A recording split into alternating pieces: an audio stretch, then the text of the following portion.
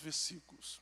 Está escrito assim: Efraim foi pai de Sutela, que foi pai de Bered, que foi pai de Taate, que foi pai de Elada, que foi pai de Taate, que foi pai de Zabade, que foi pai de Sutela, e além destes, Ezer e Eliade. Vocês podem repetir comigo, Ezer e Eliade? Os quais os homens de Gate, naturais da terra, os mataram, porque desceram para roubar o seu gado. Por isso Efraim, seu pai, por muitos dias o chorou, e vieram seus irmãos para o consolar. Depois deitou-se com a sua mulher, e ela concebeu, e teve um filho, e chamou-o Berias, diga Berias, porque as coisas iam mal na sua casa. E a sua filha foi Sierá, que edificou a Bet-Horon abaixo e a alta, como também a Uzen-Sierá. E foi seu filho Refa, diga Refa. Refa foi pai de Rezefe, de quem foi filho Tela, de quem foi filho Taã, de quem foi filho Ladã, diga Ladã. De quem foi filho Amiúde, de quem foi filho Elisama, de quem foi filho Num, de quem foi filho Josué. Só mais essa vez diga Josué. Agora tome o seu assento, por gentileza, mas glorificando a Deus, aquele glória e aleluia que só nós pentecostais sabemos o que é e o que significa. Queridos irmãos, nós lemos aqui um texto de difícil compreensão, difícil de se entender.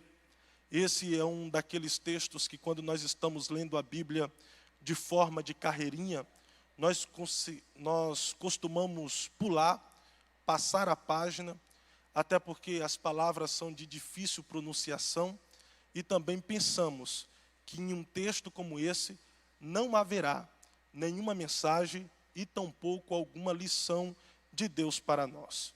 Esse é um dos textos que até as palavras são difíceis de pronunciar. Se eu falar para você aqui que eu tenho certeza que eu pronunciei na minha leitura essas palavras, esses nomes de forma correta, eu posso estar equivocado e precipitado. Porém, nas minhas limitações verbal e linguística, eu a interpretei e pronunciei da forma que eu pude. Porém, a Bíblia, ela é a palavra de Deus. E Deus fala conosco nos mínimos detalhes neste livro sagrado. Nos mínimos detalhes vai existir uma mensagem de Deus para os nossos corações e também uma lição a ser tirada. A Bíblia fala conosco até através de pontuações, seja em interrogações, seja em exclamação, ponto, seja em reticência, enfim, a Bíblia é a mensagem de Deus ao nosso coração. E esse texto, sendo um texto complicado de se entender, um texto complicado até de se ler, existe também uma mensagem de Deus para, no mínimo, uma pessoa. E eu quero ser ousado em dizer que Deus irá falar com todos nós, seja de forma direta ou de forma indireta, através das revelações que Ele tem para nós neste texto tão complicado. É verdade que se Deus fala conosco de forma detalhada, até em pontuações, Deus pode falar conosco através dos significados de palavras. Deus pode falar conosco de forma profética, através de significado de nomes de pessoas. Esse texto está falando a respeito da árvore genealógica de Efraim. Efraim que foi filho de José, José que foi filho de Jacó, Jacó que foi filho de Isaac, Isaac que foi filho de Abraão. Abraão é conhecido na Bíblia como o pai da fé. Na categoria dos heróis da fé, na carta aos Hebreus, no capítulo de número 11, ele é chamado e nomeado de patriarca da fé. Logo, quando Abraão morre, ele deixa um legado para os seus filhos, que nós podemos chamar de legado de fé. Esse legado vai recair sobre Isaac, que por sua vez, o seu viver também vai gerar um legado. E na sua morte, ele deixa um legado para os seus filhos. Haja visto que Isaac, ele morou perto de uma terra por nome de Gerá. Gerá era só o nome, porque o lugar não gerava nada. Era uma terra ruim de gerar alguma coisa. Os habitantes dessa terra estavam acostumados a cavar poços, e os poços não geravam água. Mas a Bíblia diz que Isaac habita nessa terra, semeia nessa terra e começa a cavar poços, e os seus poços geram água. Isaac se torna tão próspero e rico a ponto de os habitantes dessa terra ficarem enciumados e começar a entulhar os poços de Isaac. Isaac cavava, os habitantes entulhavam. Isaac cavava, os habitantes entulhavam. Mas quanto mais os habitantes entulhavam, mais próspero e rico Isaac ficava. A ponto de o rei fazer um pedido para Isaac, dizendo: Isaac, você é mais rico, mais próspero do que eu. Se manda daqui, vai embora dessa terra. Logo, o legado que Isaac vai deixar para os seus filhos é um legado de prosperidade, um legado de riqueza. Este legado vai recair sobre Jacó, que também o seu viver vai gerar um legado. Não um legado conforme o significado do seu nome e a história de Jacó. Não, até porque o significado do nome de Jacó quer dizer enrolado, enganador, suplantador, ou aquele que agarra o calcanhar do seu irmão na finalidade de ultrapassá-lo para nascer primeiro e receber a bênção da primogenitura. O legado que Jacó vai deixar é um legado quando ele tem um encontro com o próprio Deus no Vale de Jaboque, que ele tem uma visão de uma escada que saía da terra e tocava nos céus, e ele via anjo subindo e anjo descendo. Ao amanhecer, teofanicamente aparece o anjo do Senhor. Teofania, o Deus escondido, o Deus que se escondeu na sarça para se revelar a Moisés, o Deus também que se esconde no anjo para se revelar a Jacó. Jacó o agarra, e Jacó trava uma briga com Deus, a ponto de Deus questionar a Jacó: o que queres que eu te faça? Mude a minha sorte? Mude o meu nome? E Deus diz: como príncipe, tu lutou com Deus e prevaleceu. A partir de hoje não chamarás mais Jacó, e sim Israel. O legado que Jacó deixa para os seus filhos ao morrer é um legado de príncipe. Para você compreender, está tendo um legado de fé, um legado de prosperidade, um legado de príncipe, que vai recair sobre os filhos de Jacó, em especial sobre José, que se torna o governador da nação mais potente da época e começa a governar com dignidade e honestidade. Logo, nós pensamos que o legado que José vai deixar para os seus filhos é um legado de honestidade e também de dignidade. A Bíblia vai dizer que José, ele casa-se e a sua esposa lhe gera 2 filhos. O nome do primeiro, ele coloca Manassés. O nome do segundo, ele coloca Efraim. Manassés quer dizer: Deus me fez esquecer do sofrimento lá da casa do meu pai. Em outras palavras, ele estava dizendo: Deus me fez esquecer das chacotas e das zombarias que eu sofri quando os meus irmãos ficaram sabendo dos meus sonhos. Deus me fez esquecer quando os meus irmãos me lançaram na cisterna. Deus me fez esquecer que eles me venderam como escravo para o Egito e eu fui acusado de estuprador e fui para a prisão na masmorra. Deus me fez esquecer de todo o sofrimento do passado. Eu não entendia, eu não compreendia o porquê das dores e do sofrimento que eu vivenciei, mas hoje eu compreendo que tudo foi um processo do eterno para fazer eu conquistar o que eu conquistei e realizar os sonhos que um dia ele me deu. Por isso, meu filho, seu nome será Manassés. O segundo, ele coloca o nome de Efraim. Efraim quer dizer: Deus me fez crescer na terra da minha aflição. A terra que era para ser o lugar da minha morte, da minha falência, da minha destruição, Deus, ele me deu crescimento. Vocês precisam perceber algo muito interessante, que primeiro nasceu Manassés, Deus me fez esquecer, para depois nascer Efraim, Deus me fez crescer. Não nasceu primeiro Efraim, Deus me fez crescer, para depois nascer Manassés, Deus me fez esquecer. Até porque não tem como a gente crescer sem antes a gente esquecer. Primeiro a gente esquece e depois a gente cresce. Fábio, eu não estou entendendo, não estou compreendendo. Então prepara o seu glórias a Deus aí, porque o que o Senhor está revelando ao seu coração é: eu tenho um crescimento extraordinário para a sua vida, mas é necessário você desapegar de alguns fracassos do passado e esquecê-lo, porque quando você esquecer, eu me responsabilizo pelo seu crescimento. Esquece que você cresce, esquece que você cresce.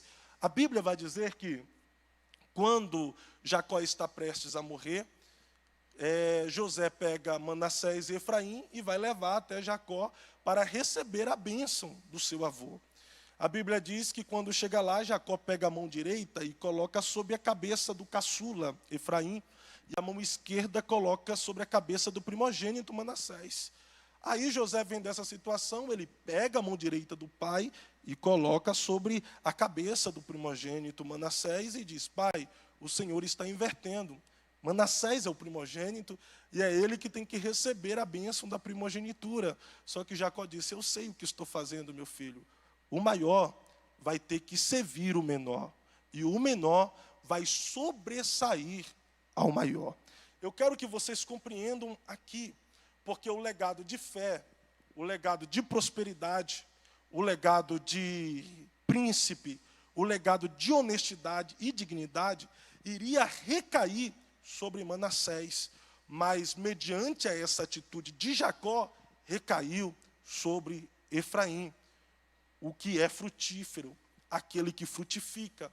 Agora está sob a responsabilidade de Efraim ensinar, mentorear, conduzir os seus filhos, para que os filhos dos seus filhos e os filhos dos filhos e dos filhos pudessem ensiná-los a honrar, a respeitar o legado que foi deixado pelos pais de Efraim.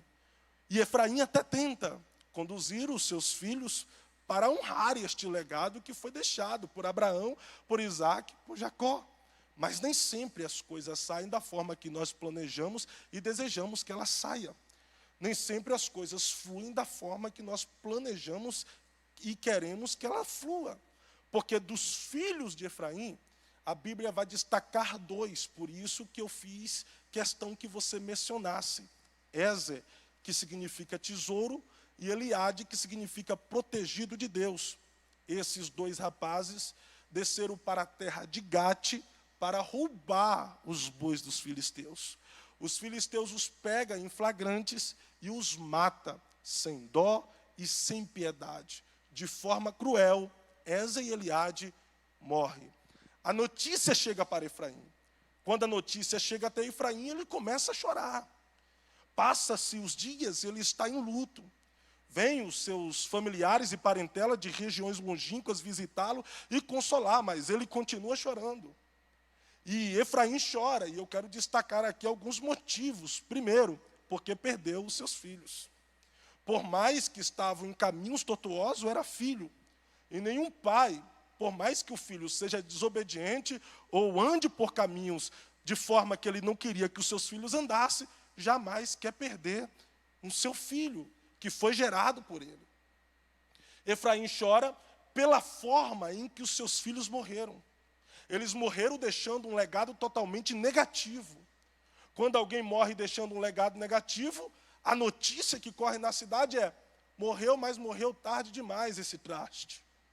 Morreu e quem matou fez um favor à sociedade. Morreu, mas agora trouxe um alívio para os seus pais que não vão morrer mais de preocupação. Morreu, mas quem matou merece um parabéns.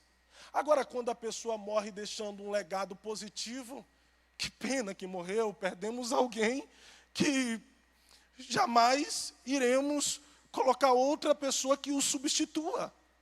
Nós lamentamos a morte dessa pessoa, morreu, mas deixou um legado positivo. Morreu, mas honrou os pais. Morreu, mas honrou a sua casa. Morreu e nós sentimos muito pela sua morte. Terceiro, Efraim chora, porque com a morte dos filhos, da forma em que morreram, está aqui envergonhando e desonrando o legado que foi deixado por Abraão, o legado que foi deixado por Isaac, o legado que foi deixado por Jacó e o legado que foi deixado por José. Então, nada foi capaz de consolar Efraim. Nem quando ele se deita com a sua esposa, e sua esposa gera um novo filho que fala de recomeço, de esperança, de alegria. A ponto de quando ele pegar essa nova criança que nasce no colo, ele olhar para ele e dizer: o seu nome será Berias. E Berias significa desgraçado. O seu nome é desgraçado.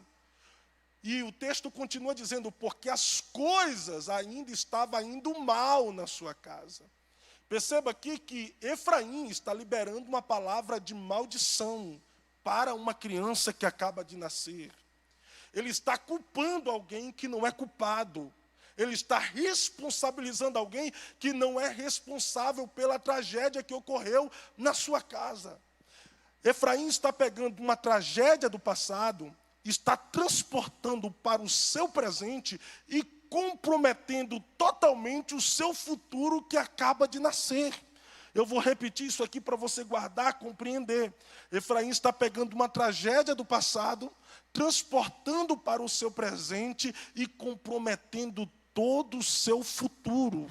E eu estou falando com alguém aqui que está me ouvindo, que não consegue progredir, não consegue crescer, não consegue ir além, não consegue avançar pelo simples fato que você está pegando algumas tragédias do passado e deixando essas tragédias se tornar como um fantasma no seu presente. Alguns fracassos no seu passado que é um fantasma no seu presente e você não consegue mais viver. A verdade é que hoje em dia você está vegetando. Só que Deus te conduziu aqui para ouvir essas palavras e te dizer: desapegue do passado, esqueça do passado. Não é porque deu errado lá no passado que vai dar errado no presente. Não é que você fracassou no passado que você vai fracassar no presente. Não é porque houve falência no passado que você vai falir no presente. Não é porque o casamento do seu pai no passado deu errado que você será uma pessoa infeliz e o seu casamento dará errado no presente. Existem pessoas que têm até medo de viver porque diz: no meu passado tem pessoa que morreu de câncer. No meu passado tem pessoa que morreu sendo um alcoólatra. No meu passado tem pessoas que morreram sendo um bandido e isso está sobre mim também. E Deus está dizendo: o passado não te importa se eu já te fiz uma nova criatura. Não é porque pessoas no seu passado foram infelizes que você será infeliz também. Deus tem uma vida para você viver. E a vida foi feita para ser vivida e não ser vegetada. Deus trouxe alguém aqui apenas para te anunciar e te fazer compreender: viva, viva, viva a vida que eu preparei para você viver. Agora está Berias carregando um fardo, carregando uma culpa, carregando uma responsabilidade que não era para ele. E aparentemente a sua infância vai mostrar que ninguém fez uma festa quando ele nasceu. A sua infância vai mostrar que ninguém ficou feliz com o seu nascimento. Que em vez de receber palavras de bênção acerca do seu futuro, que refletisse de forma positiva, ele recebe palavra de maldições que reflete de forma negativa. Berias tinha tudo para ser uma pessoa que pudesse ter um futuro de fracasso, uma trajetória de fracasso, uma trajetória de insucessos. Com esse nome tem um por certo que na época poderia ser outra palavra, mas sofria bullying. Na sua adolescência, alguém ficava de olho dizendo: vamos ficar de olho nele. Ele é irmão de Ezer e Eliade, aqueles homens ladrões que foram mortos roubando aquilo que não lhes pertencia. Olha o nome desse rapaz, desgraçado, só vai dar aquilo que não presta. E Berias cresce com essa marca. Porém, a Bíblia vai dizer que Berias casa. E ao casar, deita-se com a sua esposa, e a sua esposa vai gerar alguns filhos, que são nomes meio que proféticos. A Bíblia vai dizer que a sua esposa gerando filhos, chega um momento que parece que Berias pensa e diz: eu não posso voltar atrás e mudar a tragédia que a casa do meu pai viveu. Eu não posso voltar atrás e mudar os pensamentos dos meus irmãos e fazer com que ele tome atitudes e decisões diferentes. Mas eu posso começar agora e mudar totalmente o meu presente e construir o meu futuro. Quando a esposa de Berias gera filhos, um dos filhos que Berias vai colocar o nome, estando com ele no colo, é Refa. E Refa tem um significado profético para todos nós que estão aqui presentes. Refa quer dizer cura, ou o Deus que cura, ou ainda a cura chegou. Eu estou falando com gente aqui que está com feridas não cicatrizadas, marcas do passado não apagadas, situações do passado que você não consegue esquecer, situações do passado que não escapa da sua mente. Dia, menos dias, de repente, essas marcas vêm à tona na sua mente e você corre desesperado e desesperada para um lado e para o outro, sem saber o que fazer. Existe uma ferida aí no seu coração, na sua alma, no seu ser. Feridas essa que não pode ser vista por médico. Feridas essa que psicólogos não conseguem ver. Psicanalista também não consegue diagnosticar. Mas essas feridas é contempladas por Deus. E Ele está vendo aí que existe um coração dilacerado, uma alma totalmente ferida por situações e desacertos do passado que você não conseguiu esquecer. E Deus, Ele te conduziu para ouvir essa mensagem e dizer para a tua alma: eu tenho a cura que a sua alma necessita. Eu tenho a cura que o seu coração necessita. Eu tenho a cura que você precisa. E você ultimamente está vivendo de máscaras, de fantasias, e Deus está dizendo: pode tirar as máscaras, pode tirar as fantasias, porque eu tenho um diagnóstico para o seu problema, para a sua dor, para as suas angústias, para as suas perturbações e para as suas feridas.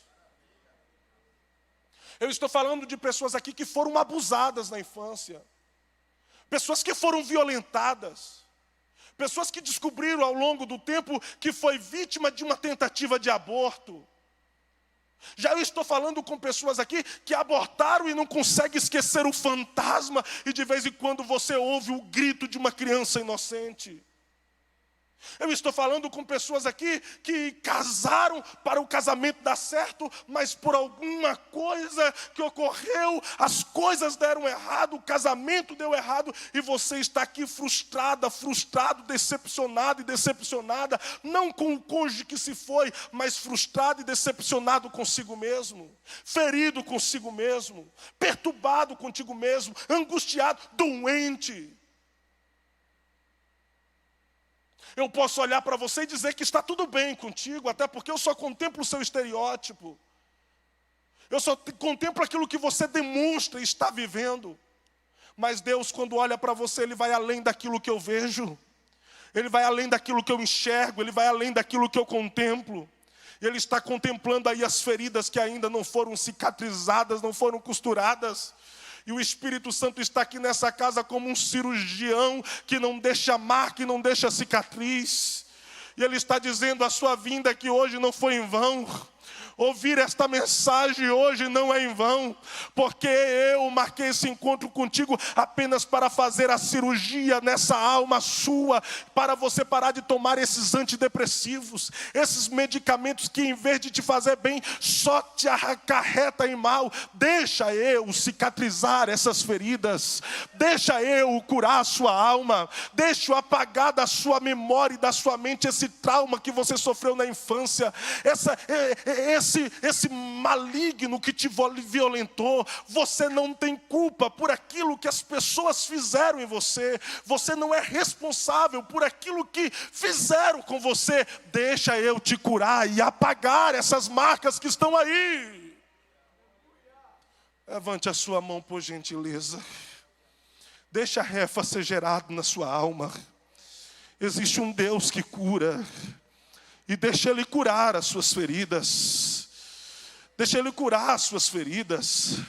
Eu estou falando com moços e moças aqui, jovens, que às vezes os pais liberaram uma palavra de maldição apenas por não ter nascido quem de fato ele queria que nascesse. Ele torceu para que nascesse um homem, mas nasceu uma menina. Aí torceu para que nascesse uma menina, mas nasceu um homem. Por isso, logo na infância, liberaram uma palavra de maldição sobre a tua existência. Só que o Deus da cura chegou, e quando o Deus da cura chega, Ele desfaz toda palavra de maldição, Ele desfaz toda palavra maligna e reverte todas essas palavras em bênção. Glória a Deus. Existe uma palavra profética que Deus disse para Abraão: Abraão, aqueles que te amaldiçoar, eu os amaldiçoarei, mas aqueles que te abençoar, eu os abençoarei. Ou seja, Deus está revertendo algumas palavras de maldição em bênção para a tua vida. Você não é o que as pessoas dizem que você é. Você não é aquilo que te apelidaram. Então não tem por que sofrer bullying. Eu estou falando com pessoas aqui que são novos, viveram tão poucos, mas o pouco que viveram, já viveram o suficiente para se frustrarem e se decepcionarem consigo mesmo e com a vida. Pessoas que entram dentro do quarto escuro e só conseguem pedir a morte. O melhor momento da sua vida é quando você está aqui no culto, mas quando está na faculdade, quando está em casa, quando está na rua, pensamentos negativos vêm no seu ser, prolifera a sua alma e você não está bem. Eu sei que em alguns momentos você tenta enganar, mas existe algo aí te incomodando, existe algo aí te perturbando, existe algo aí mexendo com você e com o seu ser. Mas existe um Deus no céu que quer dar alívio para a sua alma. Existe um Deus no céu que está dando alívio para o seu coração. Existe um Deus no céu que está pegando essa raiz de amargura hoje e lançando para fora, dizendo: é tempo de refa ser gerado, é tempo da cura ser gerado, é tempo da cura brotar na sua vida e você de fato viver aquilo que eu preparei para você viver. E eu caminho para o fim, porque além de Efraim ter um filho chamado, de Berias ter um filho chamado Refa, ele tem um outro filho, que ele coloca o nome de Ladã. Ladã significa colocar as coisas em ordem. Deus, ele nunca vai curar por curar. Quem faz isso é apenas o homem, curar para se promover através daquilo que ele fez. Deus, ele sempre cura com um propósito. E o propósito de Deus não é se envaidecer, dizer: olha, eu curei, eu sou o cara. Não, não, não. Deus, ele cura com um propósito determinado na vida dessa pessoa. Berias, primeiro, ele busca a cura para a sua alma, para construir e mudar totalmente o seu presente. Segundo, ele tem um outro filho que ele coloca o nome de Ladã, para colocar as coisas em ordem. Deus, ele cura porque ele tem a intenção de colocar as coisas em ordem, colocar as coisas em seu devido lugar. Receba se você quiser, mas Deus te trouxe hoje aqui apenas para te dizer que está na hora dessa bagunça que foi feita na sua vida espiritual, essa bagunça que foi feita na sua vida emocional, essa bagunça que foi feita na sua vida sentimental, a bagunça que foi feita na sua vida familiar. É como se fosse que estava tudo bem, de repente soprou um vento e tirou tudo do lugar. Levou o que era para ficar e deixou e trouxe aquilo que era para estar longe. Está tudo bagunçado, emoções bagunçadas, família bagunçada, casa bagunçada, filhos bagunçados, emoções bagunçadas. Tudo está uma bagunça, mas Deus está dizendo: eu quero fazer você gerar Ladã e colocar as coisas em ordem. Receba isso aqui como palavra profética se você crê. Deus está ordenando ao mesmo vento que soprou e bagunçou tudo, a soprar novamente e colocar as coisas no lugar. Haverá um reboliço na sua vida. Na verdade, está havendo um reboliço agora no mundo espiritual. E você não precisa ver para crer. O que você precisa é crer que mesmo sem ver, os céus neste momento estão trabalhando em seu favor. No mundo espiritual, anjos estão degladiando com demônios. Demônios querendo deixar a sua vida totalmente bagunçada e destruída. Demônios querendo deixar a sua casa totalmente bagunçada e destruída. Demônios querendo bagunçar totalmente o seu futuro. Mas só que Deus já enviou para te guardar e te livrar anjos para mudar totalmente a situação do seu viver. E eu venho aqui profetizar para alguém: a situação não vai continuar da mesma forma que está. A situação não vai continuar da mesma forma que está. Há um reboliço neste momento na sua casa, na sua família, na sua vida espiritual, na sua vida emocional, na sua vida sentimental. Um reboliço em que Deus coloca as coisas em seu devido lugar. Deus está colocando as coisas em ordem em seu viver. Deus está colocando as coisas em ordem na sua vida espiritual, meu irmão. Deus está colocando as coisas em ordem na sua vida familiar. Deus está colocando as coisas em ordem na sua vida emocional e na sua vida sentimental. Deus está colocando as coisas em ordem na sua saúde. Levante a sua mão, por gentileza, e receba essa palavra profética. Deus está mudando algumas circunstâncias hoje. Deus está mudando algumas situações hoje. Ladã está sendo gerado na vida de algumas pessoas aqui. E quando você chegar na sua casa, já viverá uma novidade de vida. Você se espantará, porque alguma coisa nova está acontecendo lá hoje.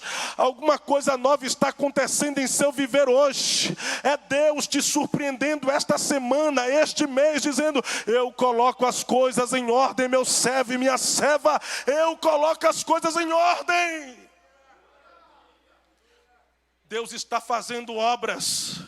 Deus está desfazendo obras malignas e maléficas, apenas para ver você vivendo aquilo que Ele tem preparado para o seu viver. Mas é necessário as coisas serem colocadas em ordem. As coisas serem colocadas em ordem. Deus, Ele te cura. Deus, além de te curar, Ele coloca as coisas em ordem. O último da genealogia de Berias é o filho de Num, que nasce lá dentro do Egito. Num coloca o nome de Oséias. Oséias quer dizer salvação. Mas no caminho do deserto, em direção à terra de Canaã, Moisés chama Oséias de canto e diz: a partir de hoje tu não serás mais chamado Oséias, o seu nome será Josué. Josué é uma palavra hebraica que faz referência ao mesmo nome de Jesus. Yoeshua, Jesus e Yeshua. Yeshua quer dizer Salvador. Jesus, ele foi a manifestação da graça de Deus para a humanidade. Logo, Josué tem um nome profético: manifestação da graça. Manifestação da graça. Berias significa desgraçado. Tinha tudo para ter uma trajetória desgraçada e um futuro de desgraça. Porém, houve a manifestação da graça na sua história. E a história de Berias foi uma história cheia da graça de Deus. Eu não sei como seria a sua trajetória. Eu não sei como seria o seu futuro. E tampouco como seria a história do seu viver. Talvez algumas pessoas que estão aqui me ouvindo, o inferno estava arquitetando planos para te afastar do caminho, te tirar da presença de Deus e fazer você viver situações totalmente desconfortantes no mundo. Ou que você alcançasse o mundo todo, porém perdesse a sua alma.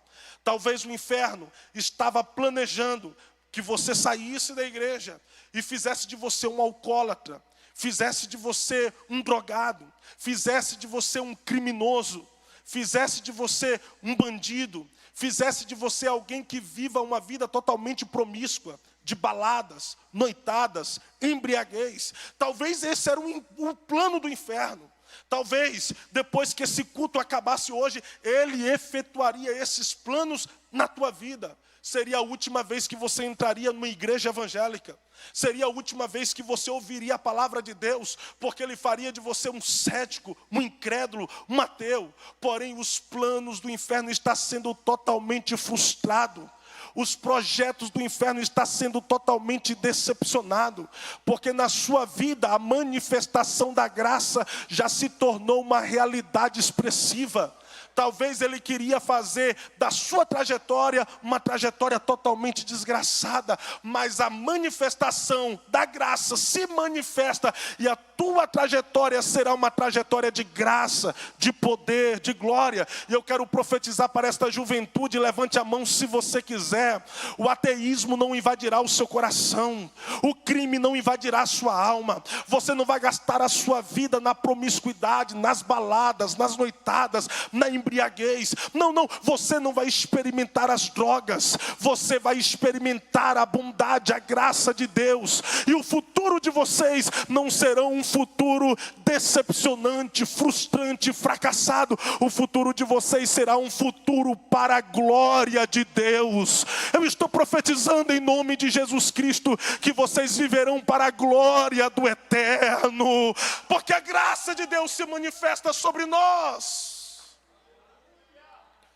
Quando eu falo da graça de Deus, a minha alma se emociona, porque em alguns momentos eu questiono o que seria de mim, quem seria eu, aonde é que eu estaria se eu não fosse alcançado pela graça de Deus.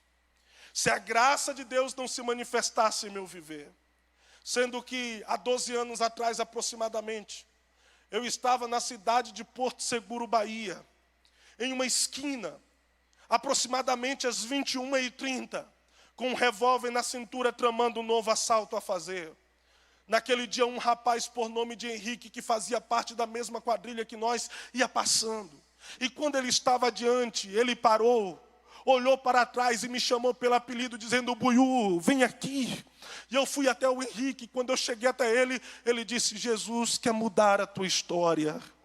Ele quer perdoar os teus pecados. Ele quer escrever o seu nome no livro da vida.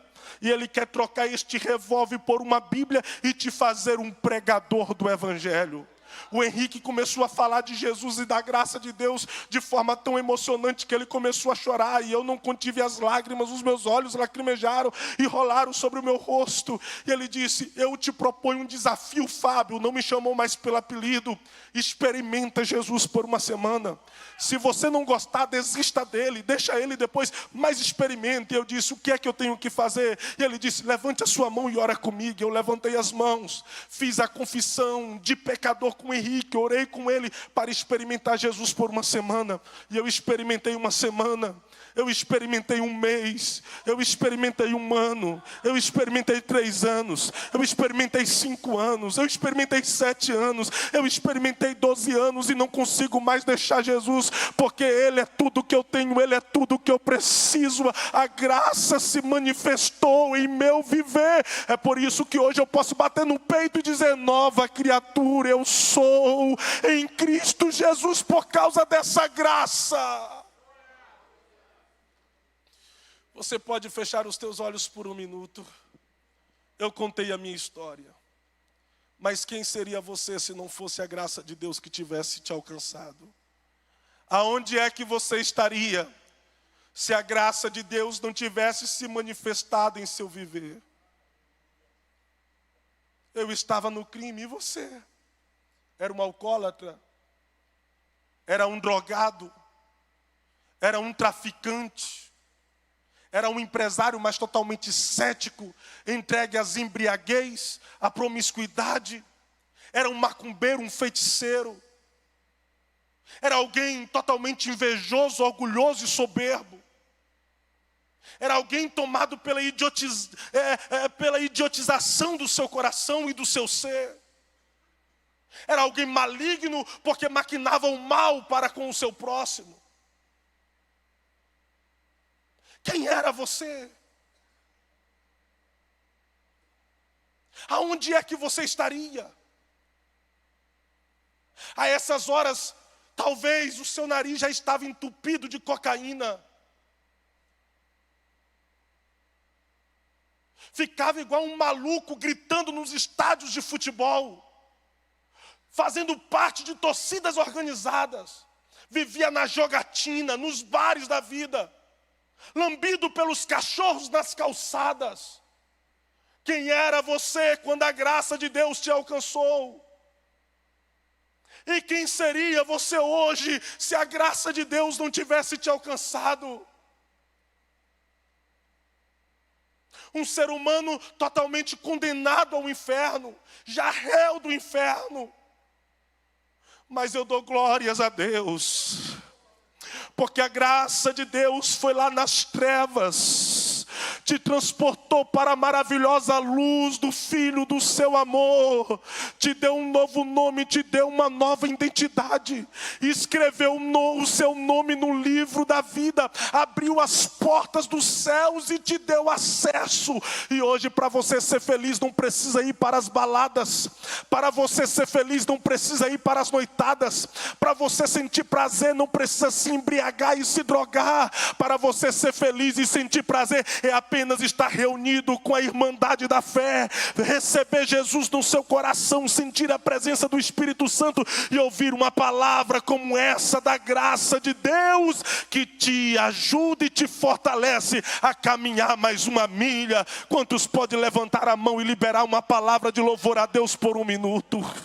Só você que foi alcançado pela graça de Deus por um minuto, por gentileza. Se você tem glória, dê glórias a Deus. Se você tem aleluia, dê aleluia.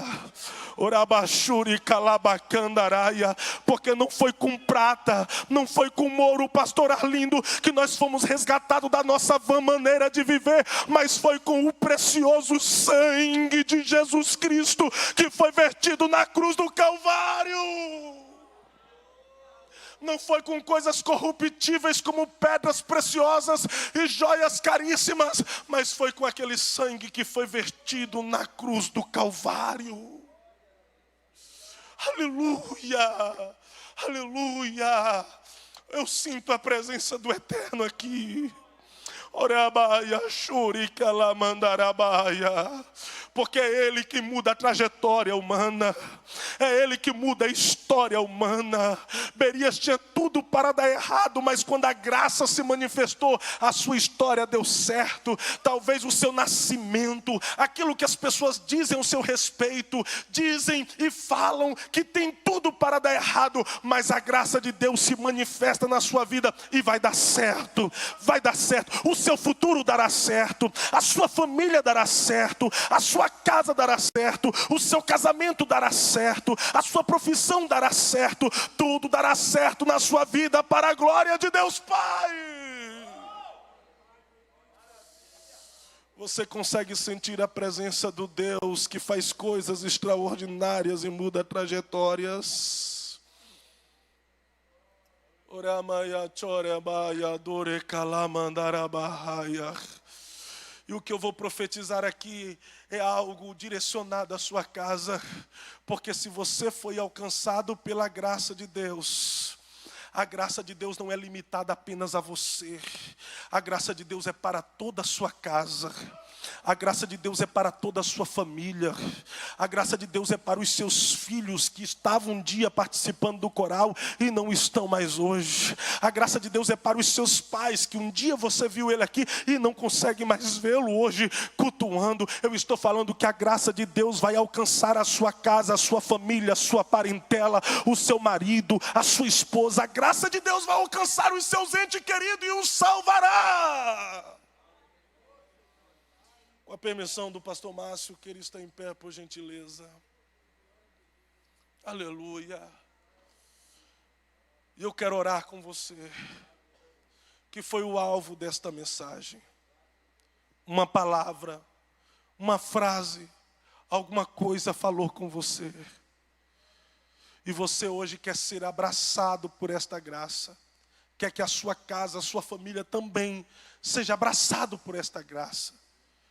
Quer sair do seu lugar e vir aqui até o altar orar comigo? Venha. Aleluia. Aleluia. Glórias a Deus.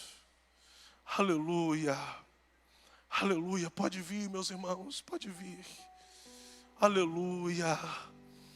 Alabashuri kalamandarabahaya. Oh glória. Aleluia, pode vir.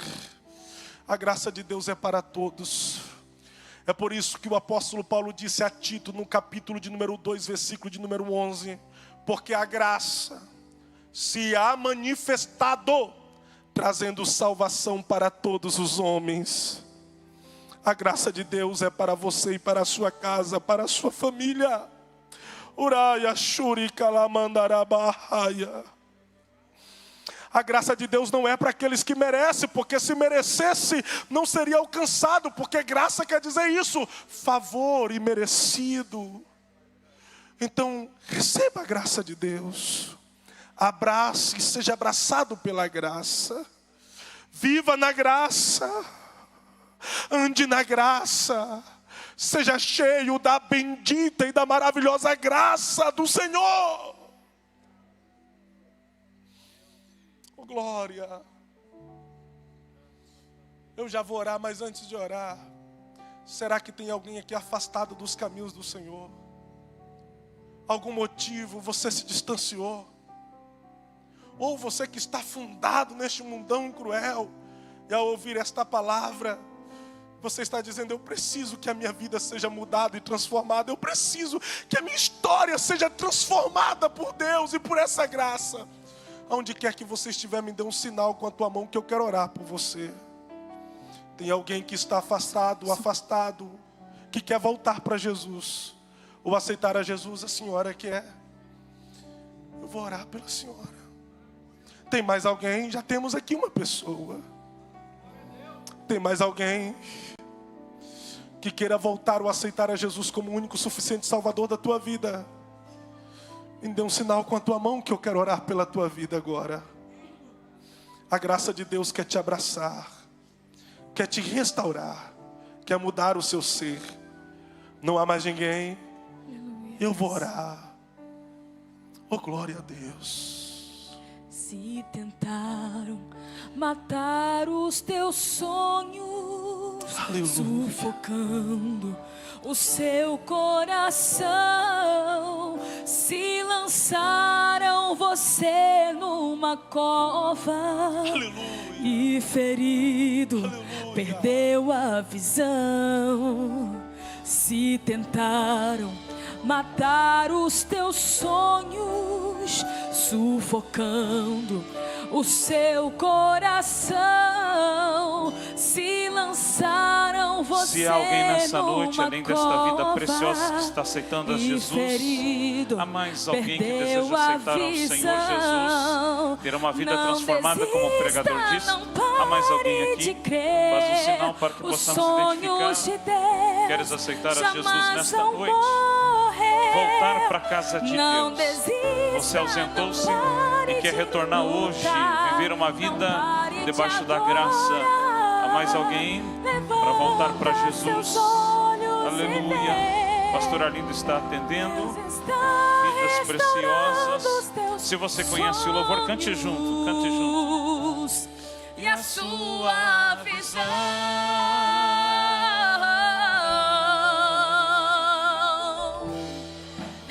Recebe a cura. Cura. Recebe a unção de ousadia, unção de conquista, unção de multiplicação. Recebe a cura. Receba em nome de Jesus. Recebe a unção. Receba a cura em nome de Jesus. Unção de ousadia, unção de Aleluia, conquista, aleluia, aleluia. unção de multiplicação. Oh Deus. Aleluia. Você sente a graça, a presença de Deus nessa noite?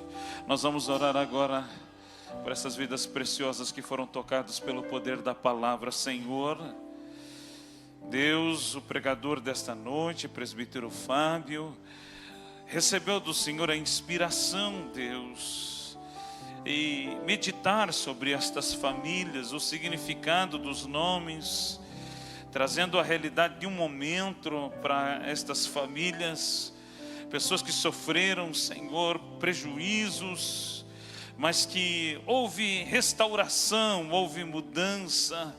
O próprio pregador lembrou-se daquilo que o Senhor fez na vida dele, tirando do mundo terrível e firmando os passos deste teu servo na tua casa, na tua presença, num caminho de paz, num caminho autêntico e verdadeiro, porque o Senhor é o Deus que muda, o Senhor é o Deus que endireita veredas tortuosas, o Senhor é o Deus que restaura vidas outrora, Senhor, tomadas, Senhor, por muitos prejuízos, sofrimentos, momentos depressivos, mas que ao entregarem-se para o Senhor e para a tua vontade, vivem em paz, vivem com esperança, vivem desfrutando de alegria, porque a verdadeira alegria provém do Senhor, no Senhor a abundância de alegrias.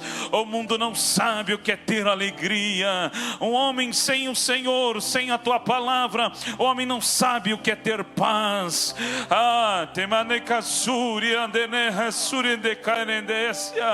Mas a todos que aceitaram a Cristo como Salvador, recebem paz, recebem alegria,